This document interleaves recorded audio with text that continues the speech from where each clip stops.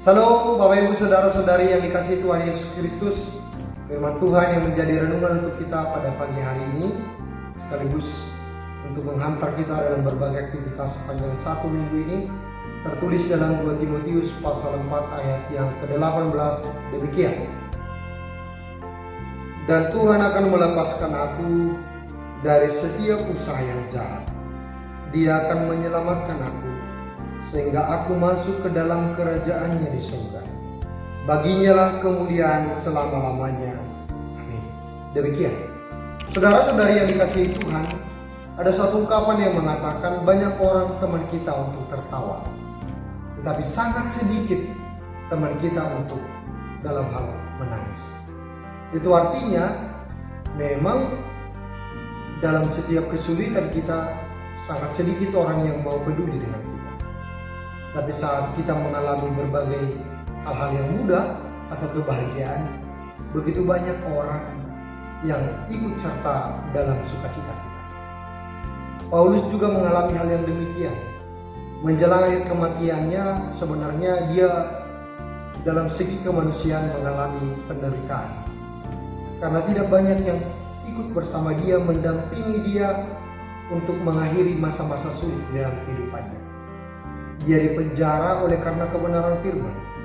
Dia dibenci orang-orang yang sesuku dengan dia, sebangsa dengan dia, karena imannya kepada Yesus.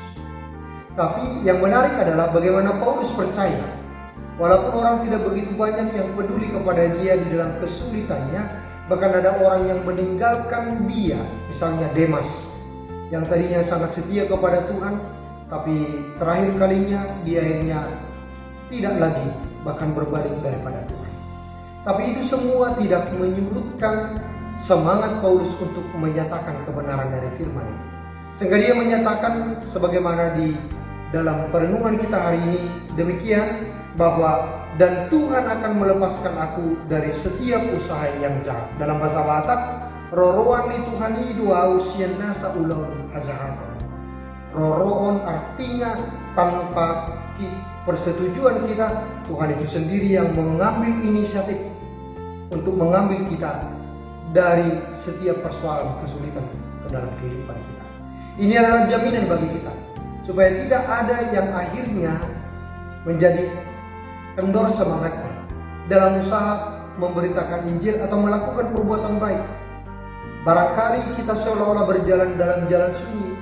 Barangkali kita berjalan seolah-olah tidak ada yang peduli.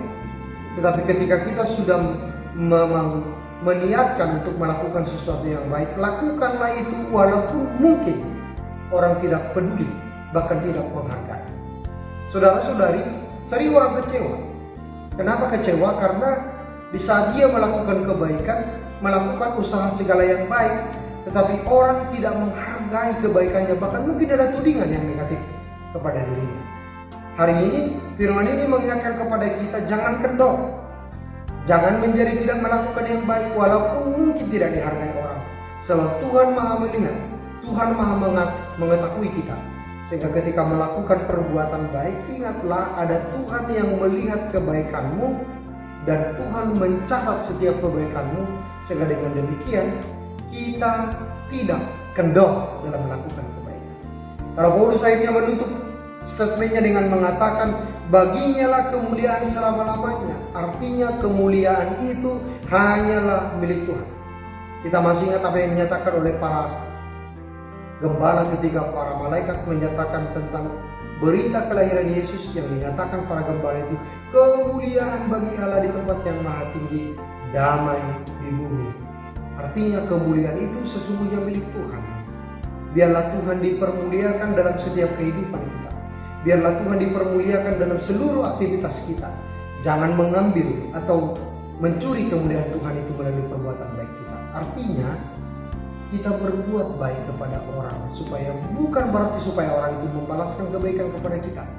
Tapi kita percaya kita melakukan kebaikan hari ini, saat ini, karena kita pertama-tama sekali sudah menerima kebaikan daripada Tuhan. Maka kita tidak terlalu memperdulikan apakah orang akan membalasnya, apakah orang akan peduli dengan kebaikan kita, tapi kita tidak pernah kedok dalam melakukan kebaikan. Karena itu saudara-saudari, dalam menjalani seluruh kehidupan kita sepanjang 1 minggu ini.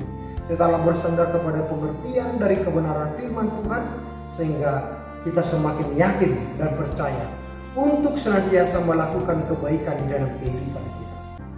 Mungkin Bapak Ibu, saudara-saudari bekerja di kantor, atau di perusahaan, atau sebagai pengusaha, atau mungkin sebagai melakukan berbagai aktivitas yang lain. Tapi percayalah, Tuhan melihat kebaikanmu, Tuhan memperhitungkan kebaikanmu. Tapi walaupun orang tidak peduli dengan kebaikanmu, teruslah melakukan kebaikan. Sebab ada yang mengatakan ketika kebaikan itu selalu kita nyatakan, walaupun kebaikan itu sangat kecil, tetapi ketika kebaikan itu terus-menerus kita lakukan, kita konsisten melakukan kebaikan itu, sama seperti matahari yang terus bersinar akan melelehkan es yang mungkin sangat membunuh. Maka demikianlah kehidupan kita. Kita melakukan kebaikan hari ini, percayalah kebaikanmu itu tidak pernah sia-sia, tapi kebaikanmu itu selalu berdampak kepada orang lain. Selamat melakukan kebaikan. Tuhan menyertai Bapak Ibu Saudara-saudari dalam seluruh aktivitas kehidupan. Amin.